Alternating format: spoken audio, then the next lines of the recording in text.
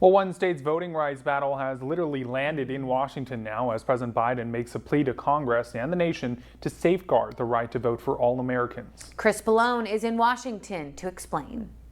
Thank you very much. More than 50 Texas state representatives spent the day at the Capitol, not in Austin, but in Washington, denying Texas Republicans a quorum and a chance to pass tough new voting laws opponents contend will make it harder for minorities to vote in the Lone Star State. We are not going to buckle to the big lie in the state of Texas.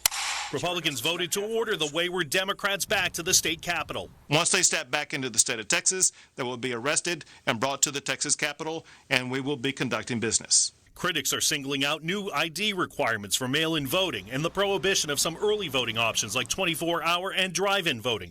Texas Democrats can't stop the changes and are looking to Washington, where Congress is wrestling with national voting rights legislation. We are so hopeful that Congress will hear us and step up to the plate to do something that they may only have the power to do. The big lie is just that, a big lie.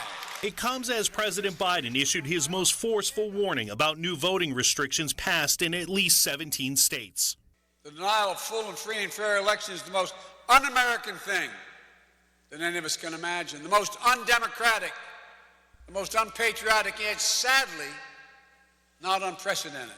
The president has been facing increasing Democratic pressure to be more vocal about voting rights since his party doesn't have enough votes to pass new voter protections on their own. With Vice President Harris meeting with the Democratic Texas legislators Tuesday, neither the White House nor President Biden himself would say whether he plans to meet with them, though a White House spokesperson says the president applauds their courage. In Washington, Chris Pallone, NBC News.